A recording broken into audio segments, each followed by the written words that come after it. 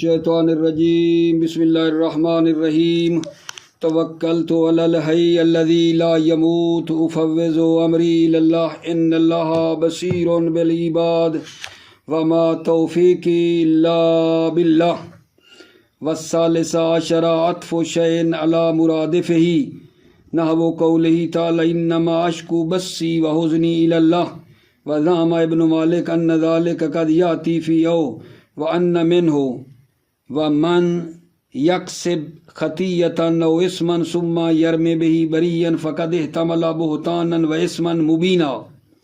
بحث ہماری واو مفردہ کے بارے میں چل رہی تھی، اور واو مفردہ کی 13ویں قسم یہ ہے کہ واو جو ہے ایک چیز کا اس کے مترادف پر عطف کرتی ہے۔ واو ایک چیز کو مترادف پر عطف کرتی، عطف شیء علی مرادف، یعنی واو ایک چیز کا عطف کرتی ہے اس کے مترادف پر۔ جیسا کہ یہ مثال دیکھو، انما اشکو بثی وحزنی الی اللہ، حزنی اور بثی جو ہیں یہ مترادف ہیں، واو نے اس کا ایک دوسرے پر عطف کیا ہے۔ اچھا توجہ کرنا، ابن مالک نے یہ بھی گمان کیا ہے کہ او بھی یہی کام کرتی ہے، او میں بھی یہی ہے، عطف شیء علی مرادف ہے کہ ایک چیز کا اس کے مترادف پر عطف کرتی ہے، او میں بھی یہی ہے۔ وَمَنْ يَكْسِبْ خَطِيَّةً أَوْ إِثْمًا، یہ مثال دی ہے، خطیہ اور اسمن کہا جو ہیں یہ مترادف ہیں۔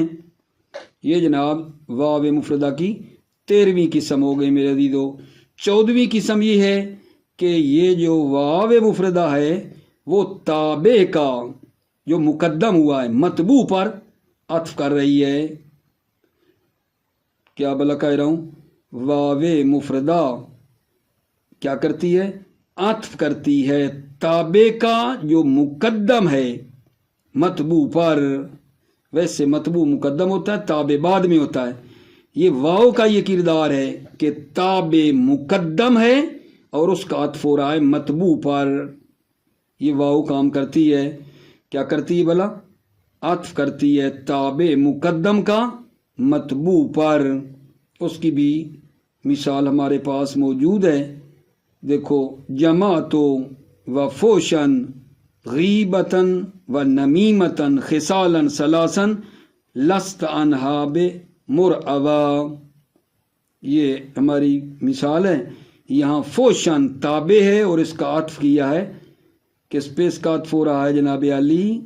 اس کا عطف ہو رہا ہے غیبتن پہ، اصل میں ہے جماعتو غیبتن و فوشن، صحیح ہے؟ تو تابع کا عطف کیا ہے متبوع پر، جو کہ تابع، البتہ تابع جو مقدم ہے متبوع پر عطف کرا رہی ہے واو، عطف کرتی ہے تابع کا جو مقدم ہے متبوع پر، ٹھیک ہے؟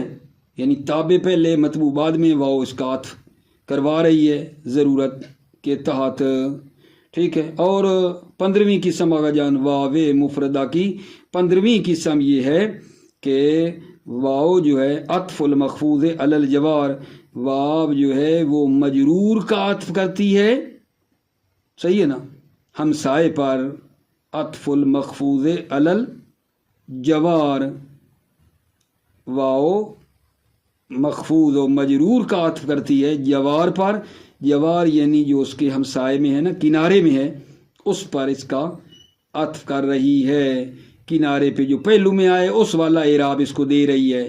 وعطف المخفوظ یعنی مجرور کا عطف کر رہی ہے کس پہ؟ جوار پہ، جو ہمسائے میں ہے، جو پہلو میں ہے، اسی ہمسائیگی والا اعراب اس مجرور کے اوپر آ رہا ہے، جیسا کہ وہ حورن اینن ہے جس نے اس کو جر دی ہے، حورن اینن کو۔ اگر ہم آیہ مجیدہ پڑھیں نا تو دیکھو، یطوف علیہم ولدان مخلدون باکواب واباریک وکاس من معین لا یصدعون عنہا ولا ینزفون وفاکہۃ مما یتخیرون ولحم طیر مما یشتہون وحور اینن۔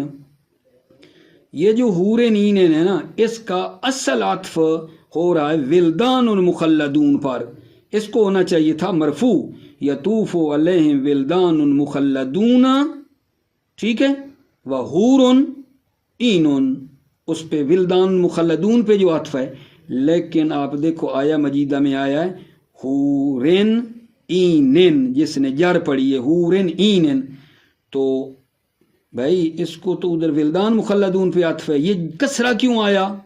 کہتے ہیں کسرہ جو ہے نا کس کا اس کو مطلب ہے عطف اس کو کیا ہے ہم نے، کون سا اعراب اس کو دیا ہے؟ ہمسائے والا، واللہ من طیرن، وہ مجرور ہے نا، وہ ہمسائے والا اعراب اس کو دیا ہے، یہ واو یہ کام کرتی ہے عطف المخفوظ علی الجوار، مخفوظ اور مجرور کا عطف کرتی ہے کس پر؟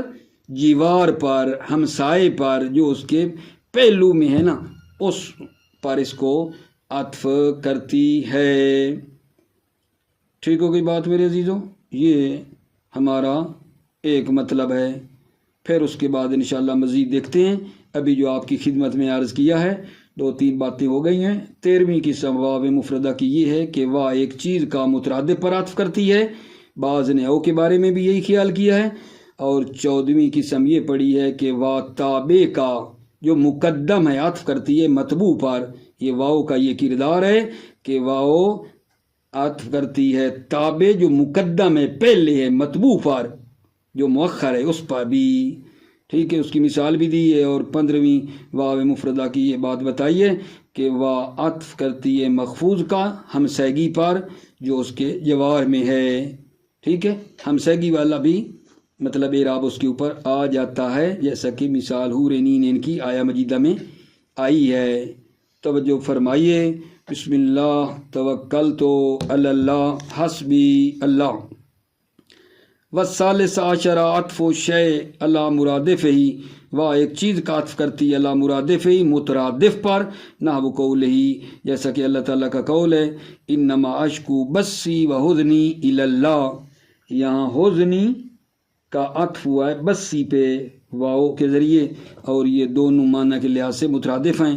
وزعم ابن مالک ان ذلک قد یاتی فی او، ابن مالک نے گمان کہ ان ذلک عطف شیء علی مرادف والی بات قد یاتی فی او، کبھی کبھی او میں بھی ہے۔ وان منہ یعنی اسی 13ویں کی سوا کی عطف شیء علی مرادف والی میں سے ہے یہ آیا مجیدہ۔ ومن یکسب خطیۃ او اسما ثم یرمی بہ بریئا فقد احتمل بہتانا و اسما مبینا، یعنی ابن مالک کہتے ہیں خطیۃً او اسمن جو ہے نا یہ مترادف ہیں، اور او نے بھی یہ کام کیا ہے۔ والرابع عشر عطف المقدم علی متبوعہ، 14ویں قسم واقعی ہے عطف المقدم یعنی عطف تابع مقدم علی متبوعہ، متبوع پر، ضرورت ضرورت کی خاطر، کا قول ہی جیسا کہ شاعر کا قول ہے جماعت و فوشن غیبتاً و نمیمتاً خصالا ثلاثا لست عنہا بمرعوا، جماعت و فوشن غیبتاً و نمیمتاً خصالا ثلاثا لست عنہا بمرعوا، یہاں توجہ فرمائیے، جماعت غیبتاً و فوشن، جماعت غیبتاً و فوشن ہے، یہاں عطف جو تابع مقدم ہے، تابع مقدم ہے، ٹھیک ہے نا، فوشن اس کا عطف کیا ہے متبوع غیبتاً پہ جو کہ مؤخر ہوا ہے۔ والخامسہ عشرہ عطف المخفوظ علی الجوار، مجرور کا واو مجرور کا عطف کرتی ہے جوار ہمسائے پر، کا قول ہی جیسا کہ اللہ تعالیٰ کا قول ہے وحورن اینن فی من جرہما، جس نے ان کو جر دی ہے، حورن این کو جس نے جر دی ہے۔ فإن العطف علی ولدان مخلدون، عطف ولدان مخلدون پہ ہے، لا علی اکواب و اباریک، آیا مجیدہ میں اکواب اور اباریک پر حورن این کا عطف نہیں ہے، ولدان مخلدون پہ ہے۔ اذ لیس المعنی ان ولدان یطوفون علیہم بالحور، چونکہ معنی یہ نہیں ہے کہ ولدان جو ہیں وہ طواف کرتے ہیں علیہم ان پر، بیشتیوں پر، بالحور بے ہمراہ حور، حوروں کو ہاتھوں میں اٹھائے ہوئے ہوتے ہیں اور ان کے ارد گرد طواف کر رہے ہوتے ہیں، یہ تو معنی نہیں نا۔